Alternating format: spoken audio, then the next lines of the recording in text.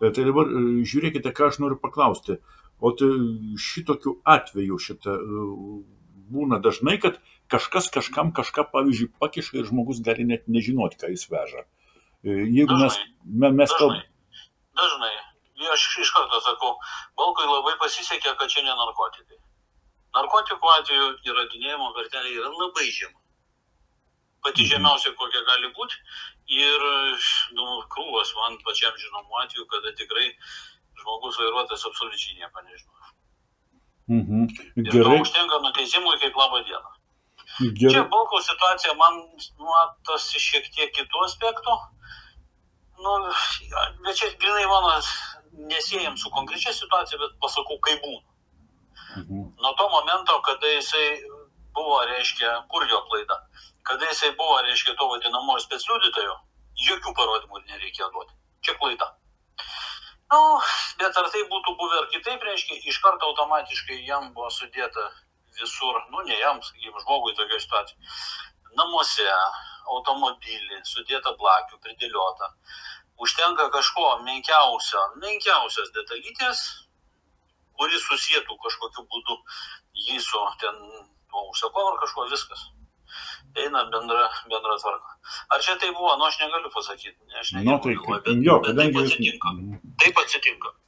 O žiūrėkite šitą, bet tai, jeigu mes jau taip žiūrėsime į visą bendrai situaciją ir kompleksinę sistemą, tai tada bet kas dirba, nežinau, aptarnauja paštomatus, aptarnauja, nežinau, šitą ten tolimųjų reisų vairuotojai, jie visi yra potencialiai nusikaltėliai. Aš jums pasakysiu pačią pavojingiausią profesiją iš tų visų. Žinot, yra tokie verslai, jie paprastai nedideli gan. Tai yra gabenimas krovinių iš Lietuvos į Jungtinę karalystę, kažkur stojant ten dar ir Belgiją, panašiai, ir parveža, reiškia, žmonių daiktus iš Jungtinės karalystės į Lietuvą ir atgal. Pas yra pati rizikingiausia iš visų įmanomų ir žinomų profesijų.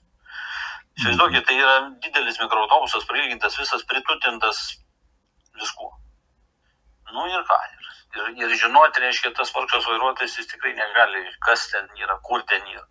Tos narkotinės medžiagos dabar yra labai koncentruotas. Užtenka, įsivaizduokit, pašto ženklą nusiųsti į kalėjimą ir jau turi 263 dalį, tai yra stambų mastą. Kaip gali būti? Taip yra, ir čia iš mūsų kontoros jau atvejs, reiškia, randa bausmę atliekantis asmenys, randa patiklę moterį kažkur kaime.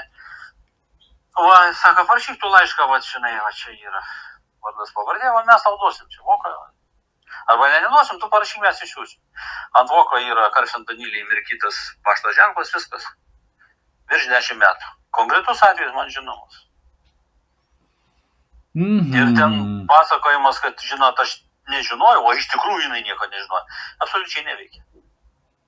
Ir dabar įsivaizduokit, kokia yra moralinė dilema advokatui, kuris tokiam turi žmogui pasakyti, klausyk, o tu žinai, gal čia net geriau muštis į krūtinę ar gailėtis. Gerai, bet tada jūs man pasakykite vieną tokį dalyką šitą, kadangi ačiū karantinui, kuris buvo, kurį mes atsimenam, kurjerių paslaugos yra labai išpopuliarėję.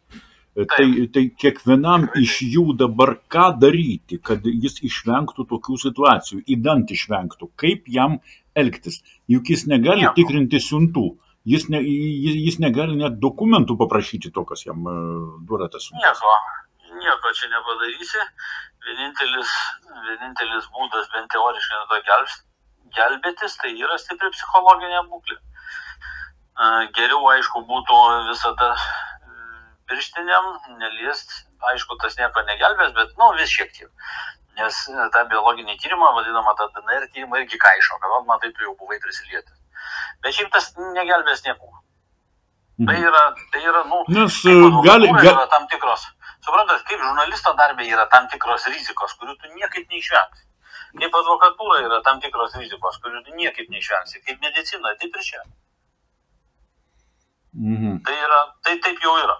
Tai aišku, problema yra sisteminė, teisingai ten keliamas klausimas, kad mūsų teisėsaugai paprasčiausiai griebti, o tada jau žiūrėti, kas čia bus. Taip yra. Nekaltumo prezumpcija veikia tik popieriui.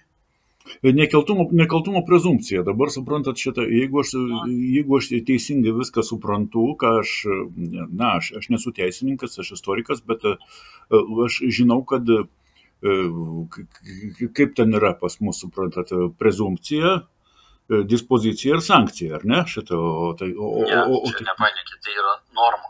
Norma yra sudaryta iš dispozicijos ir sankcijos. Prezumpcija tai yra šiaip preziumuojama, kad tam tikras faktas egzistuoja, kol neįrodyta kitaip. Tai vat asmens nekaltumas yra preziumuojamas. Tai yra esminė teisinės valstybės esminis postulatas, kertinė aksioma. Į šitą aksiomą įeina štai, kas tam turinį yra, kad žmogus neprivalo įrodinėti savo nekaltumo. Žmogus gali tylėti ir nieko nesakyti. Ir tik tai prokuratūros pareiga įrodinėti, kad jisai kaltas. Na, Tomui Morui nukirto galvą. Kas? Tomui Morui kažkada nukirto galvą už tylėjimą. Taip, ir tarp kitko, ir toj komando valstybėse, Jungtinėje karalystėje, Jungtinėse Amerikos valstybėse, dar yra tokių valstybių, taip yra, ten reiškia už tylėjimą ir dabar po šiai dienai kerta galvą. Dar baisiau, tenai tose valstybėse negali meluoti įtariamasis, kaltinamasis, teisiamasis. Tai yra baisu, bet taip yra. Tai yra skirtingos teisės sistemos. O prokuroras gali provokuoti pas mus, pagal mūsų teisės sistemą? Aišku, kas jam draudžia? Kad jis negalėtų. Čia esminė sistema, reiškia, prokuroras konstruoja netikrą įvykių versiją, prokuroras konstruoja tai, ko nebuvo. Aš kaip gynėjas privalau taip pat sukonstruoti tai, ko nebuvo, bet kad tai atrodytų įtikinamiau negu prokuroro konstrukcija. Jūsų nuomonė, šiuo metu procesas yra rungtyniškas Lietuvos teisiniai sistemoje, teismuose šitą, ar nelabai rungtyniškas? Būna visaip. Teismuose, tarp kitko, nėra taip blogai, kaip atrodo. Iki teisminio tyrimo metu tai tikrai nėra jisai rungtyniškas taip. O teismuose nėra situacija tokia bloga. Nes teisėjas... Tai liečia rungtyniškumą, kai kada būna visai neblogai.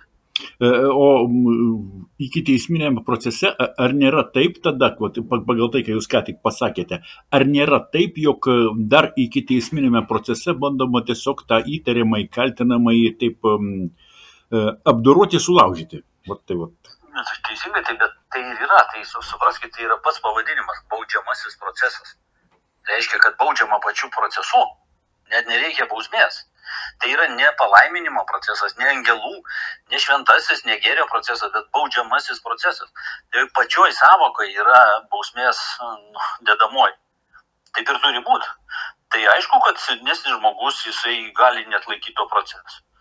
Atsimenat, buvo čia vienas stambios statybų įmonės akcininkas vadovas, kuris kratos metu nusišovė. Taip yra. Šitie smūgiai labai baisus.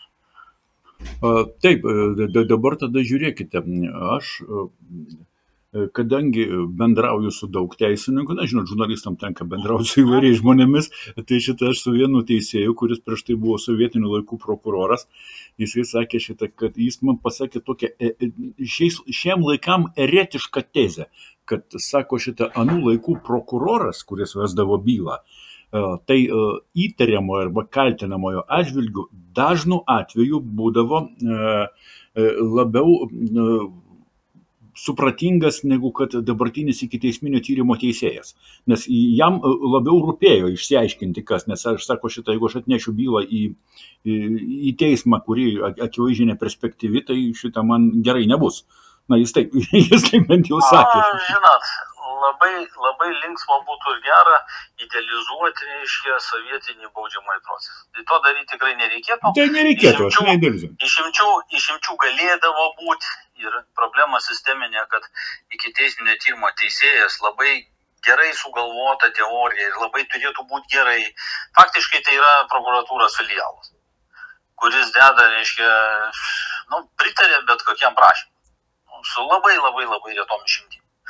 Tai, taip neatsitiko. Turėjo būti gerai, netapo gerai. Bet kodėlgi, sakykite, ponas advokate, kodėl tas ikiteisminio tyrimo teisėjų institutas nerado savo tokios realios prasmingos vietos? Kodėl? Čia, ko gero, mentaliteto problema nebuvo iš kur, kaip čia jums pasakyti, tuščioje vietoje atsiradus ta figūra, jinai nerado tokių pagrindų, ant kurių atsispirti ir kur tikrai tai būtų savitas teisingumo vykdymas iki teisminio tyrimo procese. Taip neatsitiko. O kodėl taip yra? Konkrečioje byloje, pavyzdžiui, įsivaizduokit, yra toks pas mus tokia galimybė nutraukti procesą dėl pernelyg ilgos tyrimo trukmės. Tai vienoje iš bylų mano vestų teismas iki teisminio tyrimo teisėjas nustatė terminą baigti per 2 mėnesius. Tarkim, taip. Tai prokuratūra 22 kartus ėjo prašyti pratęsti terminą. Skaičiuokim, 22 kartus ir visais atvejais iki teisminio tyrimo teisėjas tęsdavo. Kiekvieną kartą prokuroras atėjęs pasakydavo, žinot, aš nespėjau, man dar reikia šiek tiek, visais atvejais iki teisminio tyrimo teisėjas pratęsdavo. Va čia yra geriausias pavyzdys. Gerai, bet aš atsimenu tokį, buvo toksai, verslininkas, ar jis nusikaltėlis, ar jis dar kažkas toksai Stašaitis buvo, suprantat, šitą, tai buvo... Mano ginamasis, tarp kitko. Tai šitą, kur prokuratūra, kaip aš atsimenu, jeigu aš gerai atsimenu, prašė pratęsti kardomąjį kalinimą netgi tada, kai jau galima bausmė buvo jau... Atlikta visiškai. Atlikta. Atsimenu, tuo metu, žinoma, aš dar jo neginiau, dar buvo ankstesnis procesas, taip, iš tikrųjų taip ir buvo. Bet čia matot, jau čia yra tokia grimasa, aišku, ir pats žmogus, ir procesai jau visiškai politizuoti buvo. Absoliučiai politizuoti ir čia nereikėtų ieškoti kažkokią tai kitokią teisinio pagrindimą. Aišku, tai, kaip jūs galvojate, šiai dienai, šiam momentui, teisinių procesų politizavimas dar vis aktuali problema Lietuvoje, ar ne? Žinoma, kaipgi, taip, bet aš nemanau, kad viena Lietuvoje taip. Gerai, aš kadangi kadangi savo žurnalistinės gildijos klausimų šitą turiu paklausti, tai Dailius Dargis, jūsų nuomonė, bylą politizuoti, ar ne? Sunku pasakyti, aš Dailiaus Dargio neginu, bet pasakysiu štai ką. Tai yra irgi, kaip, nuo ko pradėjom kalbėti, nuo to, kad kurjerio profesija yra pavojinga. Tai, ko užsiėmė Dailius Dargis, iš tikrųjų yra labai pavojinga. Tai įsivaizduokit, tai panašiai kaip cirko žonglierius, kuris žongliruoja kažkokiais degančiais deglais. Ir labai didžiulė tikimybė nusideginti. Jeigu turi šaltinių iš teisėsaugos, nebūna taip, kad tie šaltiniai iš kažkokio tai bendrojo gėrio, bendrojo suvokimo maitintų tokį asmenį kaip Dailius Dargis informaciją. Nebūna ir nebūna. Yra tam tikra simbiozė, kurioje toks asmumas, kuris rašo tokias knygas veikalus, jis visada yra silpnoji pusė. Jam gal pačiam atrodo kitaip. Bet, išlošti veikiant su tokiom jėgom, praktiškai neįmanoma. Supratau. Jūs pagalvokit, kiek yra nepatenkintų žmonių jo veikla. Aš manau, kad jų yra aš manau, kad kažkodėl man intuicija sako, kad jų nepatenkintų yra ir kriminalinė pusė, ir teisėsaugos pusė. Tai savame, aišku, tai kamgi patiks, kai jis rašo knygas apie žmonės, kurių procesai vyksta. Ir rašo beje, tendencingai, sakykim tiesą, bet tendencingai. Taip kaip kokią informaciją jisai gauna, o suprantama, iš ko jis tą informaciją gauna, tai jinai kitokia negali būti. Ar iš vienos pusės, ar iš kitos pusės jinai bus tendencinga šitą? Savaime aišku, čia išbalansuos. Jeigu rašai kažkokį tai meninį darbą, tai taip, reiškia, pavardžių nelieka, nieko nelieka, kaip ir kažkas gal atsekama, bet tai yra jau meninis darbas. Čiagi dažnu atveju, čia ne Dailiui Dargiui taikau, kitam šiek tiek jūsų kolegai taikau, bet atsitinka ir taip, kad kaltinamasis aktas konkrečioje byloje tik tai uždedama autoriaus pavardė ir kažkoks tai, kažkokia tokia skandalingesnė antraštė. Viskas. Faktiškai tai yra kaltinamasis aktas. Bet ar galima tą vadinti tada žurnalistiniu tyrimu, ar galima tai vadinti publicistika, ar galima tai vadinti kūryba? Tai klausimas tada toksai šitą, aš noriu jūsų paklausti kaip advokato. Ar jums dažnai yra tekę atsisakyti ginti kažkokį tai įtarimai? Atsakysiu nedažnai, bet jeigu ir tenka, tai tikrai ne dėl to, kad man nepatiktų, kuo jisai yra įtariamas ar panašiai. Per mažas honoraras, šitą ten gali būti. Faktiškai galėtų būti. Bet matot, advokatų etikos kodekse yra labai aiškiai sureglamentuoti tie dalykai. Išvertus į paprastą kalbą žmonių, sakykim taip, advokatas negali bėgti nuo bylų. Mhm. Panašiai kaip ir medikas, jeigu pas mediką atsiranda pacientas ant operacinio stalo, negali medikas pradėti moralizuoti, palauk, tu čia nesveikai gyvenai, tu čia tą darai, aną darai. Tai ne mūsų darbas. Mūsų darbas ginti. Panašiai kaip žurnalistui nerekomenduojama pamiršti savo pradėtų temų. Taip, sutinku, nes jeigu pamiršti, tai iš karto kilo tada mintis, kad kažkas turbūt padėjo pamiršti, ar materialiai, ar privertė, kažkokius tai galios svertus panaudojant. Žodžiu, šitą sudėtingos mūsų profesijos, tiek žurnalistų, tiek advokatų.